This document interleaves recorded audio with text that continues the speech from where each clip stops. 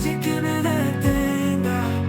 Con mi escudo y mi espada, yo camino sin reserva. Valientes de pie,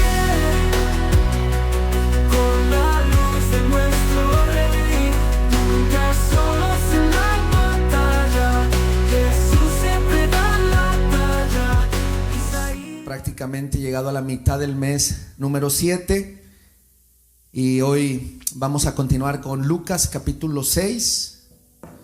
Quiero invitarle a que vaya conmigo al Evangelio de Lucas, el doctor amado, el médico amado.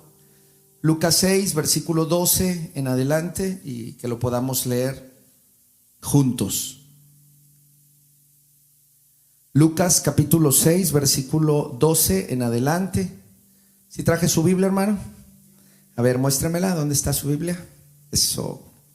Bendecimos a Dios porque creemos que somos iglesia de la palabra, iglesia que cree y estudia la palabra de Dios. Lucas 6, versículo 12 dice: en aquellos días él fue al monte a orar y pasó la noche orando. Y cuando era de día, llamó a sus discípulos, escogió a 12 de ellos, a los cuales también llamó apóstoles: a Simón, a quien también llamó Pedro, Andrés su hermano, Jacobo y Juan, Felipe y Bartolomé, Mateo, Tomás, Jacobo hijo de Alfeo, Simón llamado Celote, Judas hermano de Jacobo y Judas Iscariote. ¿Qué dice, hermanos? Que llegó a ser el traidor. Verso 17: y descendió con ellos y se detuvo en un lugar llano en compañía de sus discípulos y de una gran multitud de gente de toda Judea, de Jerusalén y de toda costa de Tiro y de Sidón, que había venido para oírle y para ser sanados de sus enfermedades. Verso 18: y los que habían sido atormentados de espíritus inmundos eran sanados, y toda la gente procuraba tocarle, porque poder salía de él y sanaba. ¿A quiénes, hermanos? A todos. Hoy quisiera que aprendiéramos 3 cosas: el poder de la oración y la importancia que debería de tener la oración en nuestras vidas. El segundo tema, o el segundo punto, es que usted y yo somos llamados por Dios. Tal vez para otras personas estamos desacreditados en cierta manera. Tal vez para algunas personas no somos las personas más idóneas, pero bendita sea la gracia de Dios que nos ha llamado. Amén, hermanos. Y la tercera es que somos llamados con un propósito. Usted y yo tenemos una comisión, o sea, una tarea que hacer en esta tierra. Y a mí me gustaría preguntarle si usted ya la conoce, la tarea. Si usted ya sabe a qué vino a esta tierra. Y la reflexión en esta tarde versa en estas 3 directrices como tema. El pastor Craig Rothschild, no sé si así se pronuncia, pero acaba de sacar un libro que se llama La Predecisión, donde dice que todos nosotros al menos decidimos 35,000 cosas al día. O sea que usted y yo, conscientes o inconscientemente, hacemos 35,000 decisiones al día. ¿Voltearé o no voltearé? ¿Pondré atención o no pondré atención? Y otras decisiones usted no las toma, su cuerpo mismo las toma biológicamente. ¿Me levantaré, no me levantaré? ¿Le daré para la izquierda, le daré para la derecha? ¿Frenaré, no frenaré? ¿Está en amarillo, me paro o le doy? ¿Comeré otra tortillita de harina más? ¿No comeré? ¿Con agua o con coca? Y así todo el día. Dice que al menos hay 7 decisiones que uno pudiera llevar a cabo cada día para recuperarse y para poder hacer que nuestra vida sea efectiva en cuanto a la misión de Dios, en cuanto al llamado de Dios. Y son 7 decisiones que él, como escritor, nos ayuda y nos invita. Y dice: la primera decisión que cada uno de nosotros debe de hacer cada día es: debes de estar preparado para lo que Dios te ponga enfrente. Segunda decisión: decide ser una persona devota a Dios, una persona espiritual a Dios. Tercera: decide ser fiel a Dios en un mundo que no es fiel a Dios. Cuarta decisión: decide ser una persona de bendición y de influencia donde quiera que tú te muevas, en el trabajo, en la escuela, en tu colonia. Número 5: decide ser una persona generosa, porque cuando tú abres la mano, Dios puede seguir llenando tu mano. 6, decide ser constante, constante, constante. ¿Por qué? Puede más la constancia que el talento, puede más la constancia que la genialidad, puede más la constancia que aquellas personas que pueden tener grandes dones y talentos. Y la 7 es, decide ser finalizador, o sea, concluye tus etapas, concluye tus procesos, concluye tus proyectos, porque si no concluyes y dejas capítulos abiertos en la vida, así te la vas a pasar siempre. Me parece que Jesús en este versículo o estos versículos que tenemos aquí quiere llamarnos la atención a tomar buenas decisiones. Y en esta reflexión inicial de que nuestra vida es una decisión, es más, usted está aquí por una decisión, hoy decidió estar. Hay hermanos que están conectados hoy con nosotros a la distancia porque deciden estar con nosotros, y bendecimos a Dios por esta compañía virtual que nuestros hermanos hacen para esta iglesia. Pero el capítulo 6 de Lucas, Jesús ha venido enseñando, ha venido haciendo su ministerio, ha venido ayudando a mucha gente y muchos discípulos lo han estado siguiendo. Hay una multitud tremenda que ha estado maravillada. Hermanos, hemos estudiado Lucas del capítulo 1 al capítulo 6 y todavía Jesús no escoge a sus discípulos. Ya llevamos más de 6 meses estudiando el Evangelio de Lucas y todavía no ha escogido a sus discípulos hasta esta tarde que vamos a estudiarlo juntos. ¿Cuántas cosas no hemos visto? ¿Cuántas cosas no hemos estudiado juntos sábado tras sábado? Muchos discípulos vienen y le vienen siguiendo. Hay una multitud y había muchos discípulos, pero Jesús decide separar a 12. No eran los únicos discípulos, quiero aclararle, porque para esta altura del capítulo 6 ya hay mucha gente que le sigue a Jesús por su palabra, por sus milagros, por su ministerio, por todo lo que es Jesús. Pero Jesús decide intencionalmente llamar a 12. Lucas nos habla de un punto clave en el ministerio de Jesús, que es cuando Él va a llamar a 12 hombres con los cuales Jesús va a pasar más tiempo, con los cuales va a ser más cercano. Va a llamar a 12 personas que los va a preparar para una gran tarea. Van a evangelizar por todo el mundo y gracias a ellos usted y yo hoy podemos estudiar la palabra de Dios, que en medio de su fragilidad ellos hicieron su tarea. El primer punto que quisiera ver con ustedes es el lugar de la oración en la vida de Jesús. Jesús hace algo que muchos de nosotros a veces no hacemos a la hora de tomar decisiones. Y Jesús lo que hace antes de tomar una decisión es orar. Reflexione. ¿Cuántos de nosotros oramos antes de cada decisión importante de nuestra vida? A veces nosotros tenemos la tendencia de orar después del problema. Escúcheme bien, a veces tendemos a orar después del problema, no orar antes de la situación, y entonces nuestras oraciones muchas veces son de corrección y no de dirección.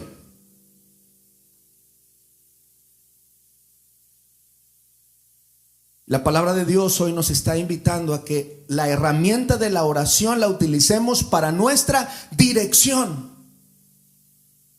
Y que no le digamos a Jesús lo que Él tiene que hacer, sino más bien: Señor, queremos hacer tu voluntad. Tu voluntad. El verso 12 dice: en aquellos días. En aquellos días, estos versos tienen bastante que decirnos. Lucas viene relatando la historia de la vida, del ministerio, de la obra de Jesús, y él pone esta lección: en aquellos días. Han sido días de acontecimientos, han sido días en los cuales Jesús ha sufrido en contra de la ira de los religiosos de aquel tiempo. Hemos visto que en los días previos ha habido una gran oportunidad de predicar el evangelio de Jesús. Estaba Jesús muy ocupado, estaba poniendo mucha atención a la gente. Y la pregunta es: ¿cómo va a reaccionar Jesús ante la presión de sus días? ¿Qué es lo que Jesús hace? Cuando parece que la gente lo está presionando, está sobre él, Jesús se aparta, ¿a qué? A orar. Y dice que fue a orar al monte. Jesús fue al monte y es una decisión. A la persona que esté ahí a su lado, sea su hijo, hermano en Cristo, dígale, orar es una decisión. Para orar tienes que decidirlo. Nadie le dijo a Jesús, váyase al monte, ¿verdad? ¿Él qué hace, hermanos? Decide ir al monte. Así que quiero decirle que una de las primeras enseñanzas de esta tarde es orar. Es una decisión que usted y yo debemos de tomar cada sábado en la tarde, ¿verdad? Si le digo que todos los días tomamos decisiones, entonces una de nuestras 35,000 decisiones debiera de ser orar y ponernos en las manos de nuestro Dios. No espere que los tiempos se acomoden en su vida para orar. Vaya a darle un tiempo a Dios. Porque si usted y yo estamos esperando que la vida tenga 25 horas al día o que nuestra agenda pueda tener un espacio mayor, entonces los afanes y las presiones de la vida siempre van a estar ahí. Yo sé que entre nuestra congregación hay gente que va al gimnasio. La pregunta es, ¿usted qué puede hacer con 10 minutos en el gimnasio? ¿Mucho? Pues nomás es el acceso. Agarra la toallita, la pone donde va a estar y ya son 10 minutos. Una buena rutina de gimnasio, ¿cuánto al menos debiera de tener, expertos? Mínimo una hora, para que después de varios meses empiece a, ¿qué, hermanos? A ver cambios. ¿Cómo pretendemos que 10 minutos de oración al día van a hacer la diferencia? Nada más por lógica. ¿Cómo pretendemos que circunstancialmente busquemos a Dios y entonces algo va a estar pasando diferente en nuestra vida? Jesús, hermanos y hermanas, no había hombre más ocupado que Jesús en su tiempo, pero jamás traicionó su tiempo a solas con el Padre. La oración que hacía Jesús le llamó la atención a sus discípulos. Y en varias partes de los evangelios los discípulos se le acercan a su maestro y le dicen, Señor, enséñanos a orar. Los discípulos no le están diciendo, enséñanos a hacer un milagro. No le están diciendo, enséñanos a dar una buena predicación. No le están diciendo, enséñanos a caminar sobre las aguas. Sino les dicen, enséñanos a ¿qué? A orar, porque los discípulos entendieron que el secreto de Jesús estaba ¿en dónde, hermanos? En la oración, entre paréntesis, en su comunión con Dios. Y su secreto y mi secreto de vida está allí en la oración, en la comunión que usted y yo vamos a poder desarrollar todos los días con el Señor. Vemos a los discípulos diciendo, Señor Jesús, enséñanos a orar como Juan les enseñó también ¿a quién?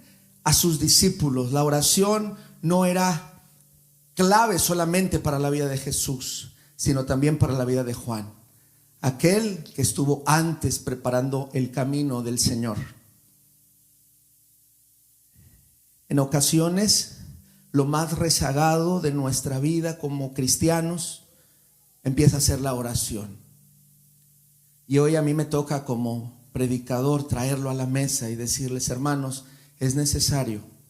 Estamos viviendo tiempos en los cuales, así como Jesús tomó muy en cuenta este tema, nosotros podamos traer este tema de manera urgente a nuestra vida. ¿Por qué a veces no hay poder en nuestra vida? Nos preguntamos, ¿por qué a veces me siento desanimado y triste? Si Jesús, siendo Dios, necesitaba de este tiempo y quería ese tiempo, nosotros siendo hermanos, hombres y mujeres, ¿lo necesitaremos? Sí, lo vamos a necesitar y lo necesitamos. Estamos rodeados y bombardeados de muchas cosas cada rato. Somos bombardeados por nuestro celular, por las notificaciones, por su compromiso aquí, mi compromiso allá, te espero aquí, saliendo nos vemos allá. Hay aplicaciones en nuestro celular para todo lo que tenemos que hacer en el día, para irlo tachando, palomeando. Estamos rodeados de actividades que vamos a hacer. La pregunta es: usted y yo, ¿cómo vamos a combatir el estrés? ¿Cómo vamos a combatir los afanes? ¿Cómo vamos a combatir las decisiones? ¿Con preocupación o con oración? Y esta tarde es una buena oportunidad. ¿Cómo las va a combatir? ¿Con preocupación o con oración? Y es cuestión de tener las prioridades en orden y saber que lo más importante de usted y de mí es tener un tiempo para orar. Y Dios está en todas nuestras áreas de nuestra vida. Filipenses 4:6, vaya conmigo. Yo creo que usted lo conoce, pero quiero recordárselo. El apóstol Pablo le está hablando a una ciudad sumamente ajetreada. Era una de las principales metrópolis de aquel tiempo antiguo. Y el apóstol Pablo les habla a aquellos empresarios y ocupados filipenses y les da un verso que hasta el día de hoy nos sirve a todos. Filipenses 4:6 dice: por nada estéis afanosos, sino sean conocidas vuestras peticiones delante de Dios en toda oración y ruego con acción de gracias. Y me paso al número 7. Y la paz, que sobrepasa todo entendimiento, guardará vuestros corazones y vuestros pensamientos en Cristo Jesús. Si le dijeran que va a escoger 12 personas de las cuales va a depender la extensión del reino de Dios por los próximos siglos, ¿usted qué haría? Contrata el buffet de recursos humanos más apto a nivel global, utiliza toda una serie de expertos para poderlos escoger. ¿Qué pediría? Que hablen al menos cuántos idiomas. Y se está hablando de que va a ser una misión global a todos los continentes. Y no solamente eso, sino para los próximos siglos, que su tarea sea algo trascendente. Por eso Jesús dice que toda esa noche, antes de separar a 12, ¿qué se la pasó haciendo, hermanos? Orando.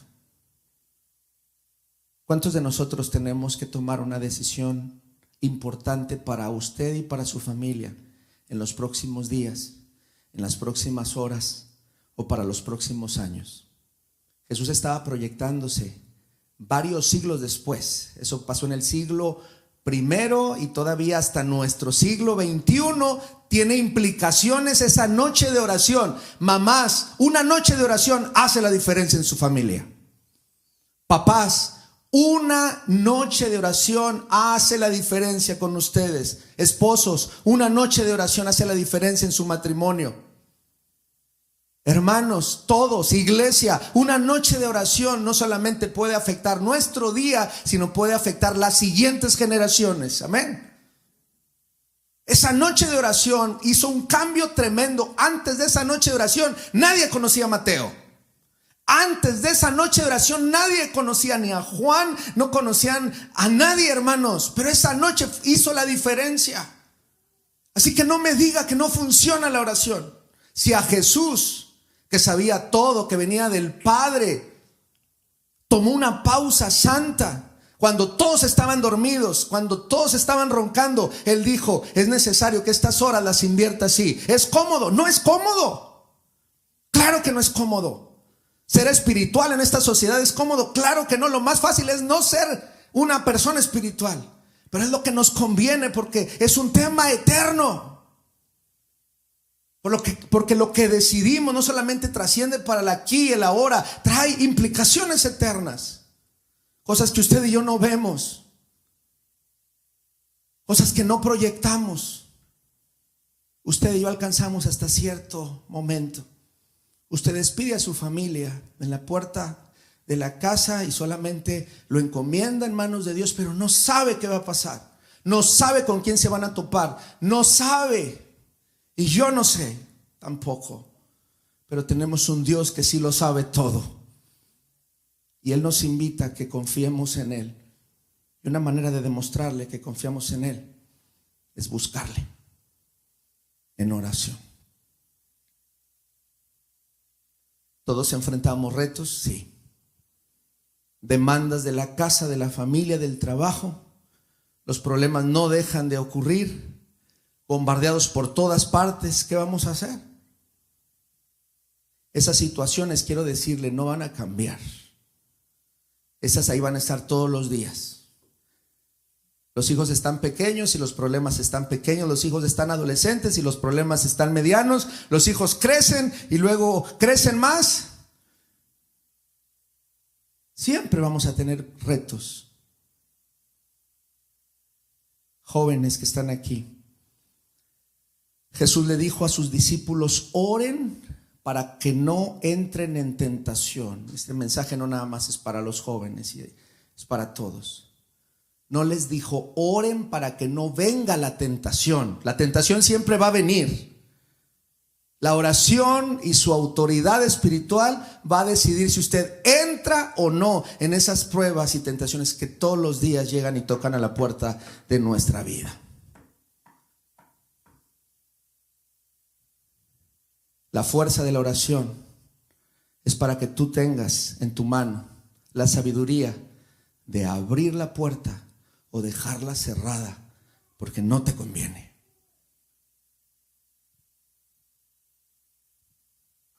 Dice la Biblia que en Él están ocultos todos los tesoros de la sabiduría y del conocimiento. Así que cuando usted y yo consultamos al Padre, le estamos diciendo: yo no lo sé todo, pero tú sí lo sabes todo. Jesús no andaba buscando opciones, una mejor opción. Él andaba buscando una decisión correcta.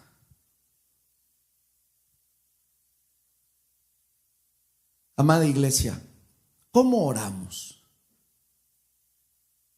¿Qué hace usted para tomar las decisiones?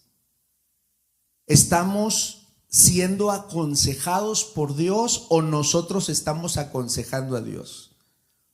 Vamos a revisar una de nuestras oraciones ahí en lo interior. ¿Cómo oramos? ¿Qué dice la Biblia que debiéramos de hacer? Nuestras oraciones suenan como: Señor, tengo esto, bendícelo. ¿Y sabe qué significa una oración así? Yo te aconsejo que bendigas esto que ya decidí. Te sugiero, Dios, que vayas conmigo en este proyecto que ya lo palomeé.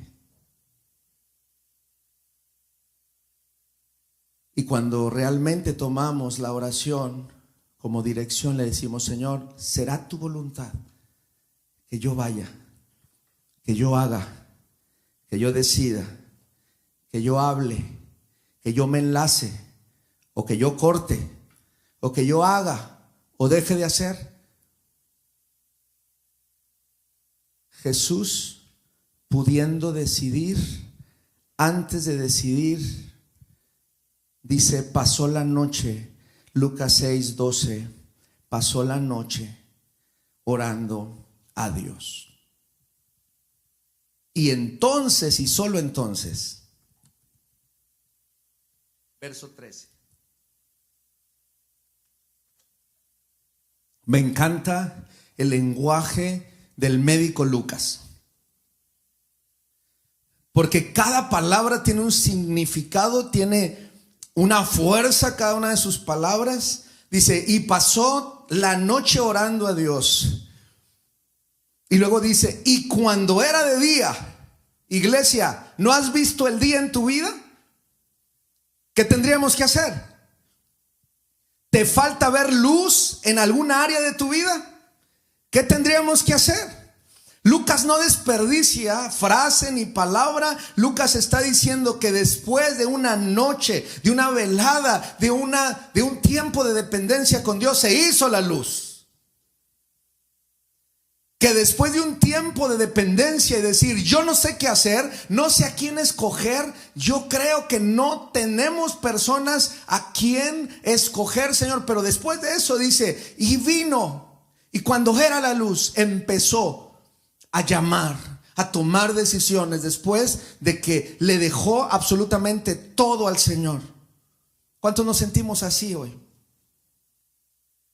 En obscuridad. Y la oscuridad sirve para orar, según Lucas. La oscuridad no sirve para atemorizarnos. La oscuridad no sirve para llorar. La oscuridad no sirve para entrar en pánico, en estrés. La oscuridad nos sirve para buscar desesperadamente la presencia de Jesús. ¿Cuántos dicen amén, hermanos? Así que Lucas lo está creyendo y lo está compartiendo. Y entonces llamó a los 12, a los cuales llamó también apóstoles, enviados. El segundo punto de esta reflexión es: Jesús llama a su equipo, pero lo sigue haciendo. Jesús todavía sigue llamando, porque quiero decirle algo. Esa noche de Jesús en oración no fue para solamente los 12. Fue una oración tan profunda y extensa que nos alcanza hasta nosotros. Porque el Señor sigue llamándonos y sigue buscándonos. No por nuestros grandes currículums, hermanos, porque realmente, pues, ¿qué currículum pudiéramos tener? Sino por el puro designio de ¿quién? De su voluntad, por su gracia, por su amor. Pero mire, en este selecto grupo, ahí le voy a leer a quién llamó. A Simón, a quien también llamó Pedro, a Andrés, su hermano, Jacobo y Juan, Felipe y Bartolomé, Mateo, del cual hablamos hace poco, Tomás, Jacobo, hijo de Alfeo, Simón llamado Celote, Judas, el hermano de Jacobo, y Judas Iscariote, que llegó a ser el traidor. No era traidor, llegó a ser traidor. Lucas, con su lenguaje, llegó a ser, fue un proceso del llamado al bajarse del barco. 12, y la pregunta sería, hermanos, ¿tenemos aquí a la Liga de la Justicia más o menos? ¿Son los 12 superhéroes? ¿Tienen superpoderes, Gerson? ¿Por qué los llamó Jesús?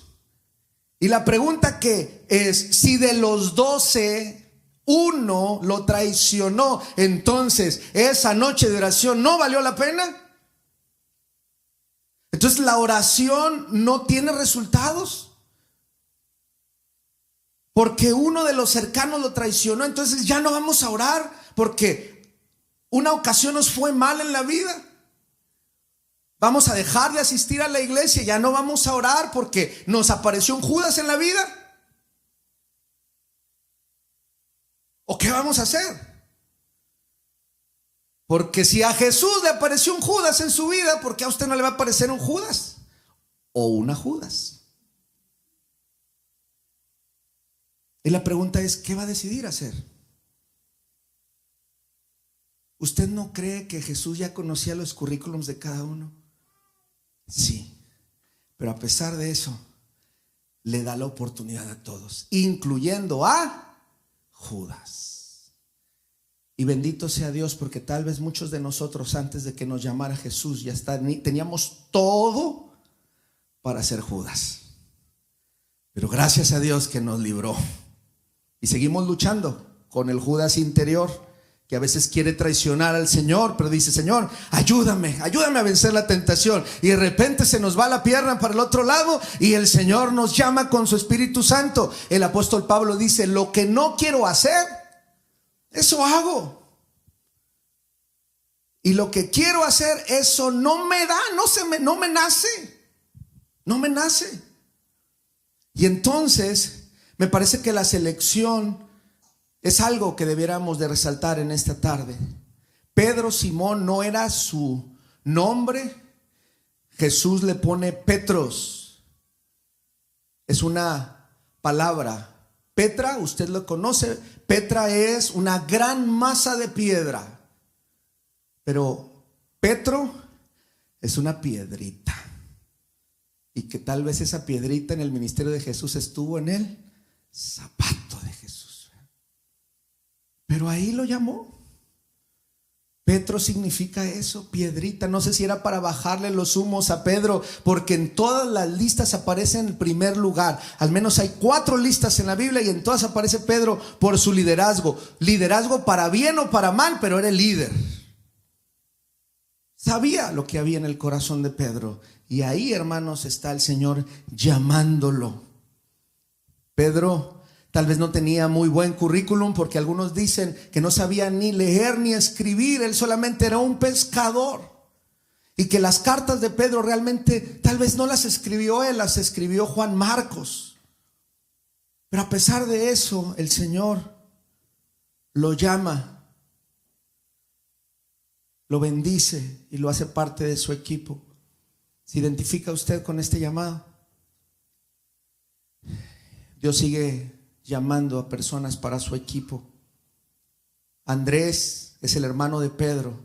Andrés es el que trajo a Pedro a Jesús. No lo vemos hablando, solamente lo vemos trayendo a gente a Jesús, incluyendo a Pedro. Sin personas como Andrés, Pedro no hubiera aparecido.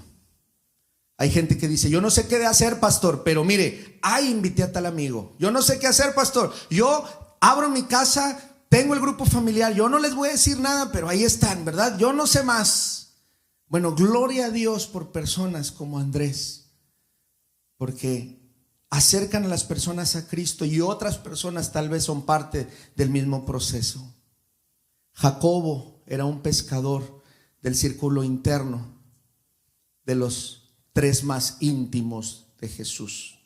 Si usted ve la lista, están el primer grupo en el cual estos discípulos van a todos los lugares más íntimos. En el monte de la transfiguración, ahí están estos. Judas finalmente era el tesorero del grupo, estaba obsesionado con el dinero y entregó a Jesús por dinero.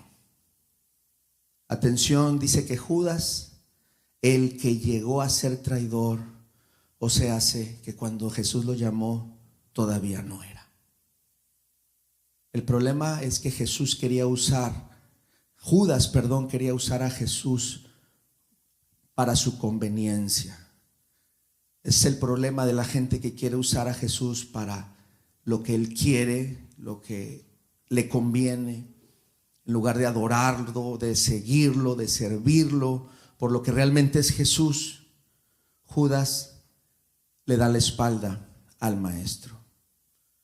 Algo que da tristeza es, porque me estoy yendo desde el primero en la lista hasta el último, es que Judas vivió 3 años con Jesús. Pude haberle hecho todas esas preguntas que usted y yo desearíamos hacerle a Jesús. Vio sus milagros. Estuvo prácticamente viendo a Dios, ¿verdad? Porque Jesús era Dios encarnado, hermanos. Se olvidó de cuidar su corazón, Judas. Todo comienza un día cuando empezamos a cuestionar a Dios.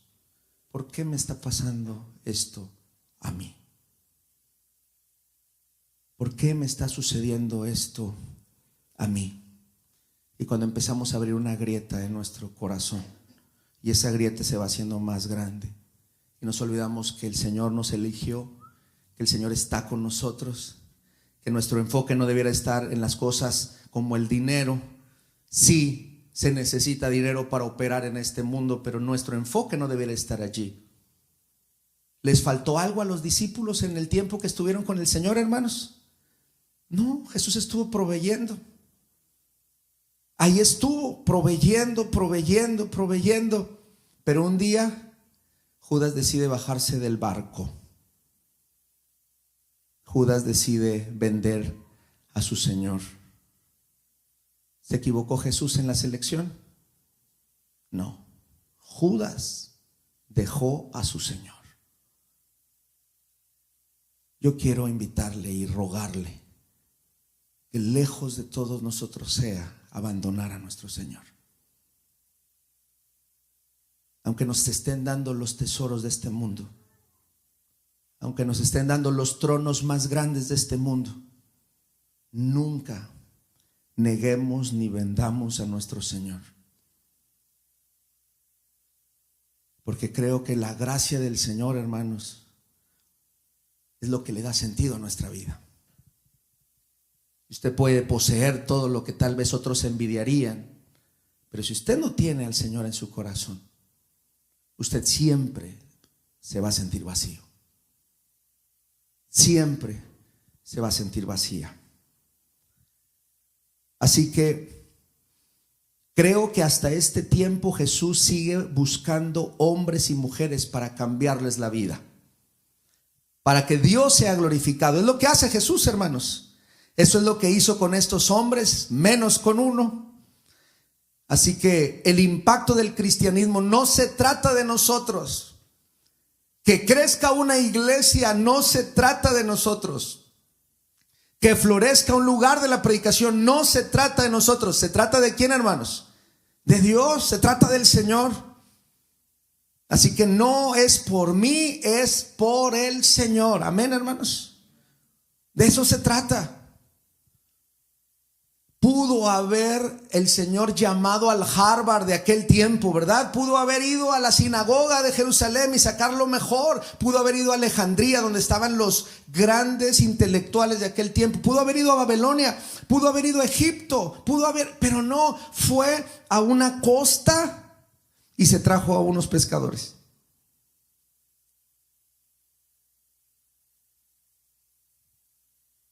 Y alguien podría decir, ¿de ahí de Galilea?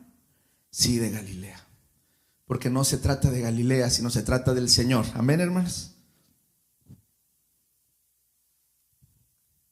Jesús estuvo orando por ellos. Imagínense lo que Jesús oró por Judas, por cada uno de ellos. Pero quiero recordarles una gran verdad. Sabe que Dios no los eligió a ellos ni nos elige a nosotros porque seamos buenos o capaces, sino los eligió porque Él es bueno, hermanos. Que es diferente. Así que nunca se nos olvide que tenemos que ir con humildad al Señor. Si alguno de nosotros llegamos al ministerio, a la iglesia, diciendo, es que yo tengo mucho que darle al Señor, yo tengo muchas habilidades y muchos dones que darle al Señor, hoy esta predicación nos pone en nuestro lugar y nos pone y nos sienta allí y nos recuerda que no se trata de nuestras capacidades, sino se trata, que es más, nuestras capacidades no le interesan al Señor. Se trata de lo que Dios va a hacer con nosotros, hermanos. Y también tal vez a pesar de nosotros. El último punto es el verso 17 en adelante. Los comisionó, los llamó con un propósito. Y todavía el Señor le está llamando a usted y a mí con un propósito. Los llamó como apóstoles. Apóstoles son enviados. Pero me gusta porque dice que Jesús descendió con ellos. No ha concluido Jesús y los involucra en la misión. Jesús pudo haber seguido con su ministerio, pero hermanos, escoge a 12 personas y desciende y baja. ¿Y por qué dice que baja? Porque va Jesús a donde hay necesidades. Hay gente que tiene problemas, hay gente que necesita estar con Jesús y finalmente los llama para esto. Para eso son los apóstoles, para eso son los 12 discípulos, porque los ha llamado embajadores de Jesús. Porque necesita gente que sirva, necesita gente que sean las manos de Dios en esta tierra. Le voy a decir una verdad, ponga atención. Si a usted no le gusta la gente, no está apto para servir a Jesús. Porque Jesús está interesado en la gente.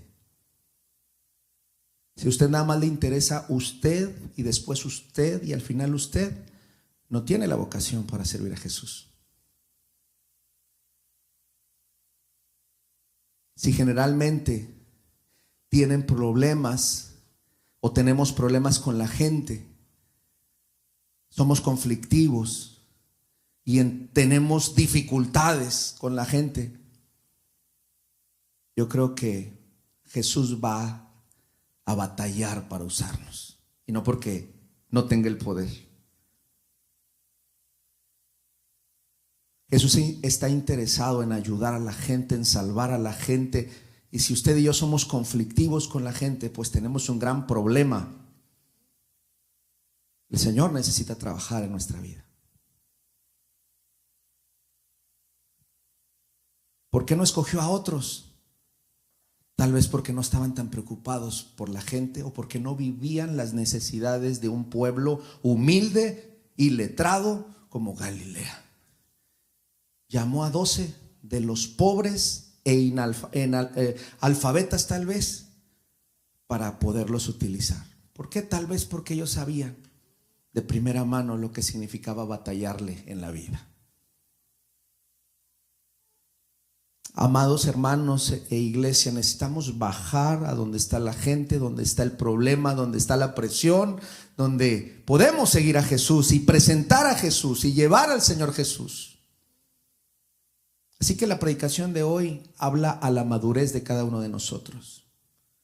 Estamos exactamente a la mitad de este año y yo creo que tendríamos que tomar la decisión de pasar al siguiente escalón espiritual, y es, como iglesia, ¿cuánto más estaremos esperando que alguien más nos sirva? Y hoy decidiremos ponernos a servir, poder ser de bendición para otros, poder ser las manos del Señor donde quiera que andemos. Por último, quiero darles algunas aplicaciones finales. Con Jesús siempre encontraremos un propósito para nuestra vida. Con Jesús siempre nos llevará el Señor a descender, porque para ayudar a alguien siempre usted necesita, y para levantar a alguien usted necesita, ¿qué, hermanos? Agacharse. ¿Qué hizo Jesús? No solamente se agachó, sino dice que se vació completamente y se hizo carne. Y el apóstol Pablo en Filipenses dice que sea el mismo sentir en nosotros. ¿De qué necesitamos vaciarnos en esta hora? ¿Qué necesitamos pedirle al Señor? Tal vez muchos de nosotros entremos en duda y decimos, pero yo no soy ninguno de los 12 discípulos. ¿Cómo me va a escoger el Señor a mí?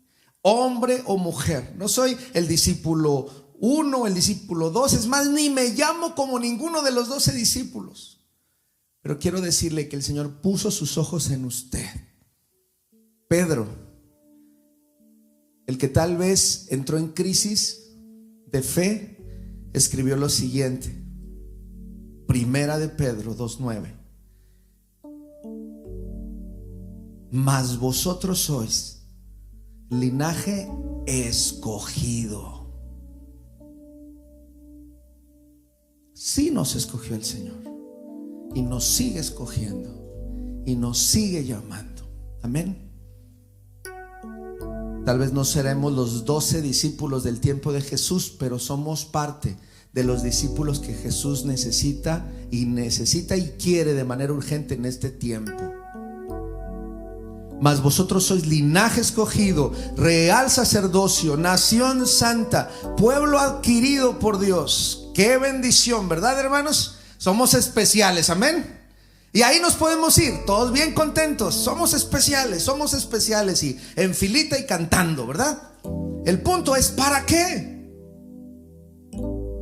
Para que anunciéis las virtudes de aquel que os llamó de las tinieblas a su luz admirable. Fíjese el proceso. De las tinieblas a la luz admirable. Toda la noche orando y entonces vino ¿qué? La luz. ¿Son casualidades? No. ¿En dónde estamos en ese llamado? ¿Todavía estamos en las tinieblas o queremos y anhelamos salir de las tinieblas para brillar con la luz de Jesús? No con la luz propia de tal vez nuestro intelecto, nuestras capacidades, de lo que podemos hacer, sino realmente de lo que el Señor puede hacer a través de nosotros.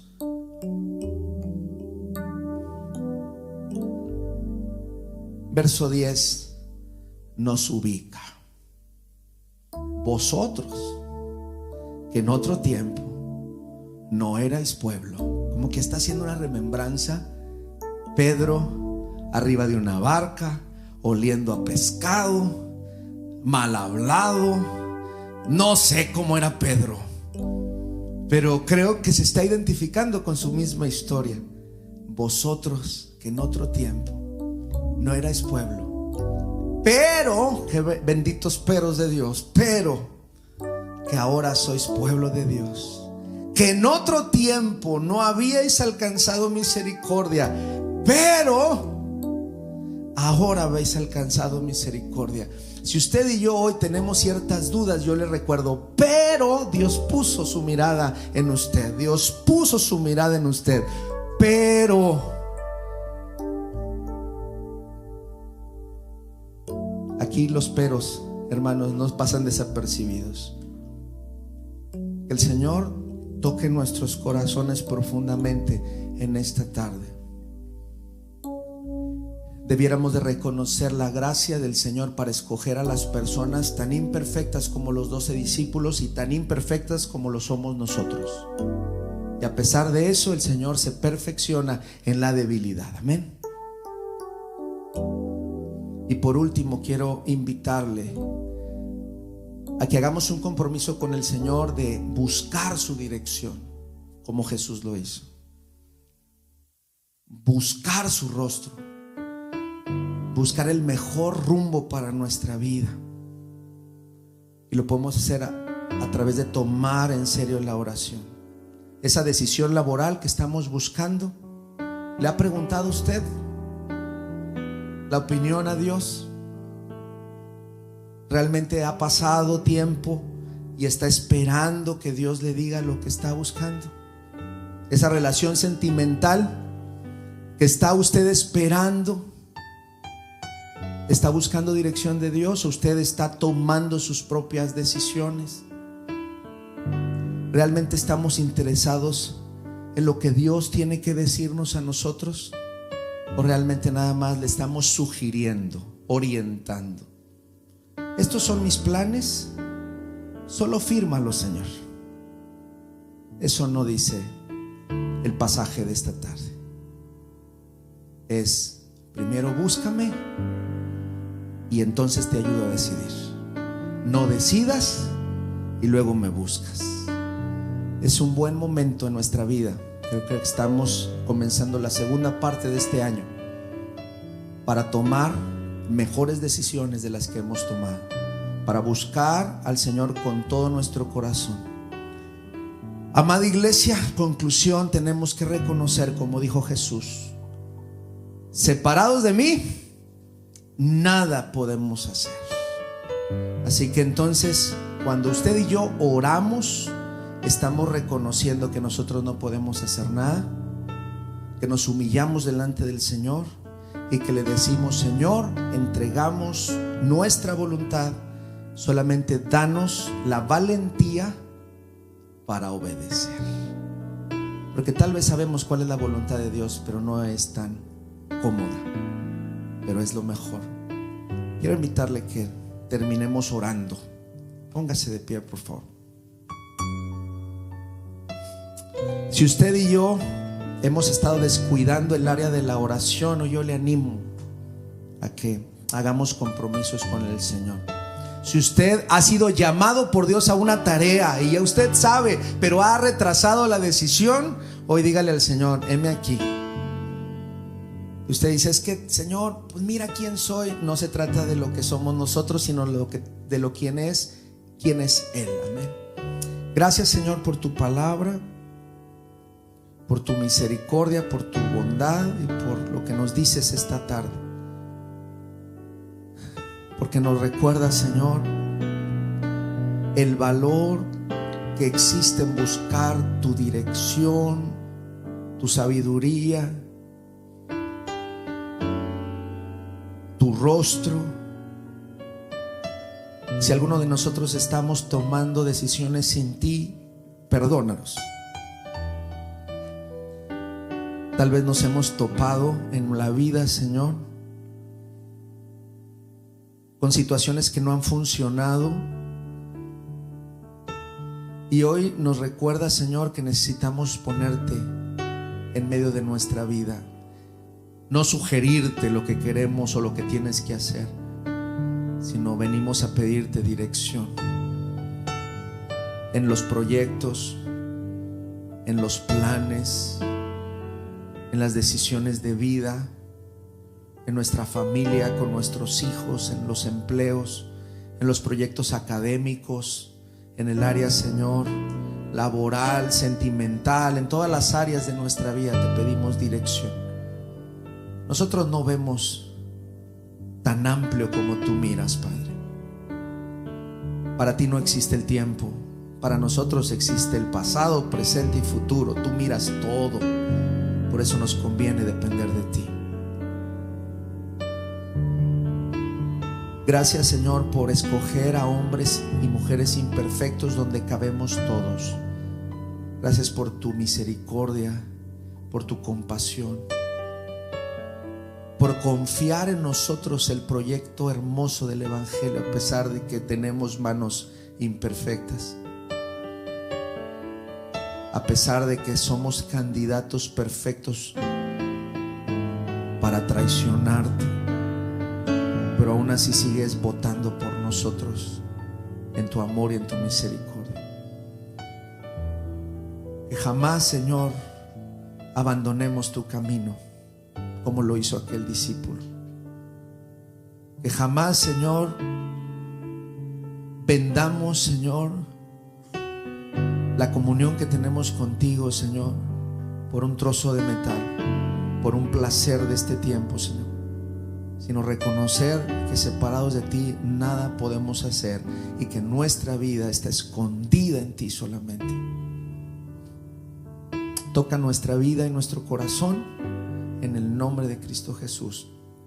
Amén y amén. Que el Señor les bendiga, amados hermanos.